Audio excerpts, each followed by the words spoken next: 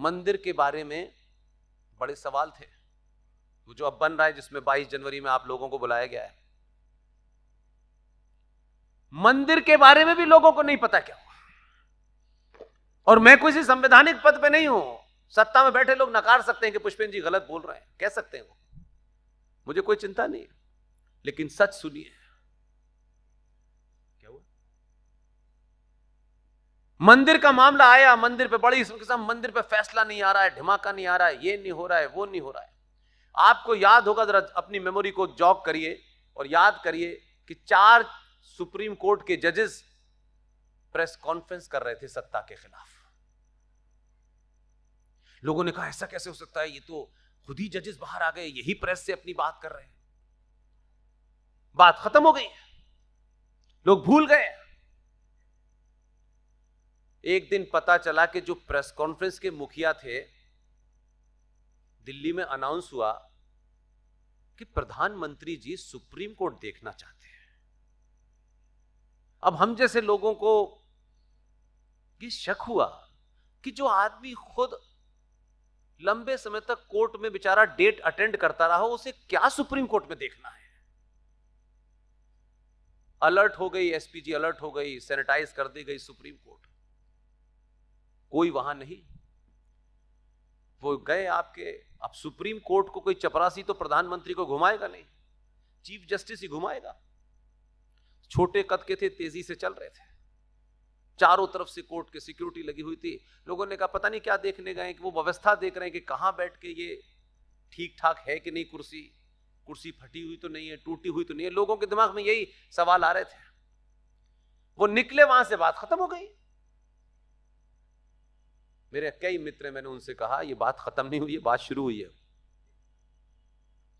क्योंकि जो स्ट्रक्चर बातचीत होती है ना सत्ताओं की, चाहे वो 2 नेताओं में हो या 2 मंत्रियों में हो, जब भी वो स्ट्रक्चरल बात होगी, पीएमओ ऑफिस में होगी या घर पे होगी, वो सारी रिकॉर्डिंग पे जाती है, वो सबका रिकॉर्ड होता है। उन्होंने, वो जो जज साहब थे जो प्रेस कॉन्फ्रेंस करके सरकार को कुछ ज्ञान दे रहे थे, उसने एक ऐसा कागज कहा ये जेब में रख लीजिए।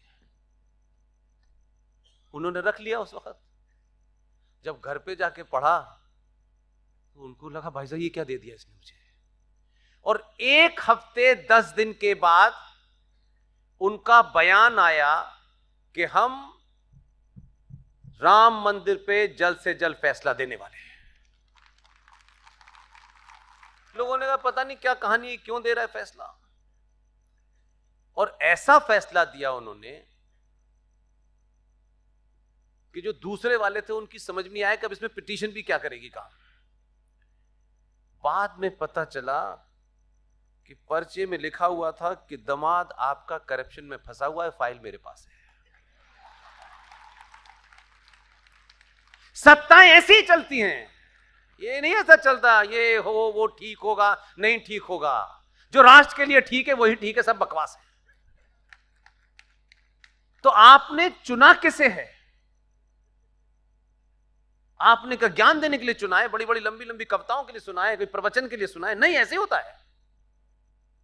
और ऐसा नहीं था कि इनसे पहले नहीं थे, लेकिन उस आदमी को मैं उनको नजदीक से जानता हूं, उनकी डेथ हो गई, उनके जो ओएसडी थे उनकी भी हाल में डेथ हुई है। उनको भी बहुत राज पता थे, और क्योंकि उनके नजदीक था मैं, तो बहुत सारी चीजें बारीक बारीक मुझे भी कुछ कुछ पता है। एक बाबर की बनाई हुई एक जलील इस्लामिक आतंकी ने मंदिर को तोड़ करके वहां बाबरी मस्जिद बना दी थी, और देश लगा हुआ था हम 500 साल से कानून से लेंगे, ये लेंगे, वो लेंगे। उस आदमी को इस राष्ट्र ने वो इज्जत नहीं दी।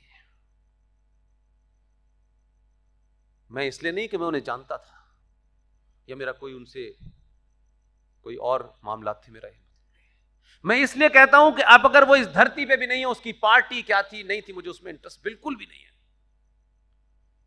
लेकिन इस राज को चिल्ला चिल्ला के बोलता हूं।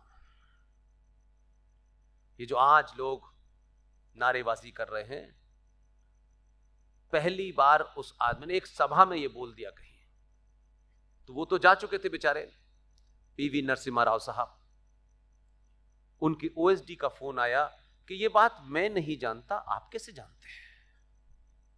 मैंने कहा कुछ बातें जानने के लिए ओएसडी बनने की जरूरत नहीं है, पता रहनी चाहिए, लेकिन उसको इसलिए नहीं बताना चाहिए कि मैं ये जानता हूं, कुछ चीजों को सॉल्व कर लेना चाहिए समय के हिसाब से। क्या जरूरी है आपको ये बताना पहले से? जब काम हो जाए तब बताइए। नरसिम्हा राव अपने ओएसडी से कह के गए कि मैं पूजा में बैठा हूं, मुझे कोई कॉल मत देना। ओएसडी भी सकपका गया है, यार 20 साल से रह रहा हूं, कब पूजा करने लगा ये आदमी। अंदर गए, दरवाजे बंद हो गए और पूरे देश में हंगामा हो रहा है कि बाबरी मस्जिद टूट गई है। जब सब कुछ हो गया तब बाहर निकले और खांडेकर से बोले, क्या बात है खांडेकर? बोले सारी प्रेस खड़ी हुई है। बोले क्या हो गया? सर वहां उन लोगों ने साहब मस्जिद तोड़ दी है। बोले बहुत बुरा हुआ।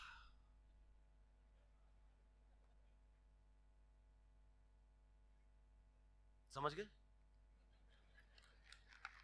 चलिए, और वो बात मैं इसलिए कह रहा हूं कि जब भी मैं कहता हूं तो थोड़ा मेरा मन भारी हो जाता है। मैं खांडेकर जी के पास गया था, वो बेचारे नहीं रहे। मुझे इसलिए कुछ कुछ बातों की जीवन में खुशी है कि पत्रकार रहते हुए हो सकता है कुछ संबंध ऐसे लोगों से बने हो कि जिनसे कुछ कुछ ऐसी बातें हैं जो लोग नहीं जानते। नरसिम्हा राव साहब ने, खांडेकर साहब ने मुझे अपने नागपुर के मकान में जब उनसे मिलने गया तो मैंने यही सवाल उनसे कहा। बोले ये बात मुझे नहीं पता है, लेकिन मैंने कहा मुझे पता है, मुझे उससे आगे की कोई बात हो तो बताइए। इंक पेन आता है, रेड रंग के इंक पेन से, डॉक्टर साहब रेड कलर का इंक पेन से नरसिम्हा राव ने इतने बड़े कागज पे राम मंदिर का नक्शा खुद ही बनाया था। और देखिए कैसे बुद्धिमान लोग अपनी बात को किस अंदाज में कहते हैं,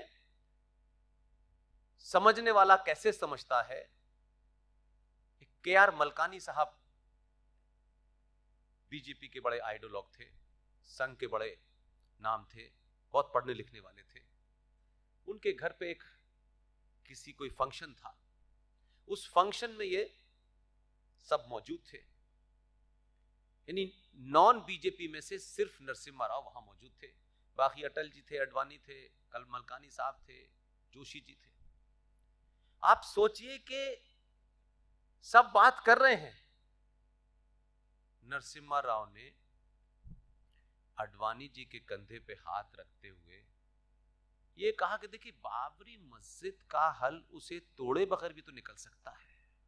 अटल जी मुस्कुराए, लाइन मिल गई है।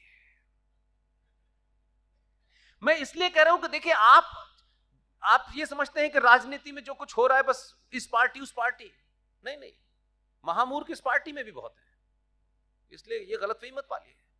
दो चार अगर शेर हैं तो उनको शेर बनाए रखिए, उन्हें गीदड़ बनाने की कोशिश मत करिए। इसलिए आप बहुत सारे ऐसे लोग काम करके गए जिनका अंदाजा आपको नहीं, लेकिन आप किन चीजों की वजह से जब पूरी दुनिया खुल के सामने आ गई तो 140 करोड़ में से 22 करोड़ को माइनस करने के बाद आपको किसने रोका है कि आप ये भारत से मैसेज दें कि हम इजराइल के साथ खड़े हैं। इजराइल उस आतंकवाद से लड़ रहा है जो पिछले 500 साल से हजारों लाखों लोगों को लील गया, और इजरायलियों का कर्ज है हमारे ऊपर।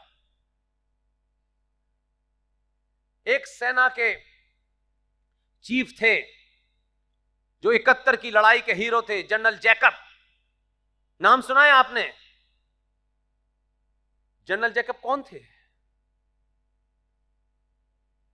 जनरल जैकब को उस वॉर के बाद जो भी भारत से बड़े अवार्ड मिले, लेकिन इजराइल ने उनसे कहा कि आप अपने मुल्क आकर के यहां बस सकते हैं।